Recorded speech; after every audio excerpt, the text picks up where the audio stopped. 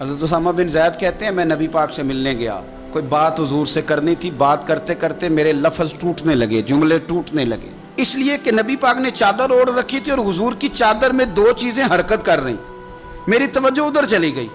تو جب میرے جملے ٹوٹنے لگے تو حضور مسکرائے، فرمایا نہیں نہ سمجھ آ رہی، میں بھی ان سے بڑی دیر سے کہہ رہا ہوں کہ باہر نکل آؤ، بڑی دیر سے کہہ رہا ہوں، بڑی دیر سے نکل نہیں رہے۔ کہتے ہیں یہ لفظ کہتے کہتے حضور نے چادر مبارک کھولی، ایک بغل مبارک سے امام حسین نکلے، دوسرے سے امام حسن نکلا ہے۔ یہ اعزاز ہے، وہ تو رحمتوں کے سمندر میں رہتے تھے،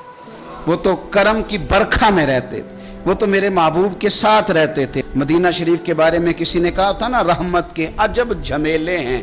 کیونکہ حسنین یہاں پر کھیلے، کیونکہ حسنین یہاں پر۔ حضور کی اولاد کا حق کبھی نہ بھولنا، استاد کے بچے کا جو ادب نہ کرے تو وہ بندہ سیانا، شیخ کی اولاد کا جو ادب نہ کرے تو وہ بندہ سیانا۔ حضرت شیخ اکبر محی الدین ابن عربی فرمایا کرتے تھے جہاں تیرے شیخ کا بیٹا بھی بیٹھ جائے وہاں بھی نہ بیٹھا کر، یہ بھی سوء ادب ہے، وہاں بھی نہ بیٹھا کر، اس لیے کہ یہ ادب کا تقاضا ہے۔ اگر پیر کے پتر کا یہ ادب ہے، استاد کے پتر کا یہ ادب ہے، تو بتا محمد عربی کے پتر کا کیا ادب ہے، رسول اللہ کی اولاد کا پھر کیا ادب ہے۔ اس کو اچھی طرح اپنے ذہن میں بٹھائیں۔ اللہ تعالیٰ کی بارگاہ میں دعا ہے اللہ ہماری اولادوں کو بھی حضور کی اولاد کی غلامی عطا فرمائے۔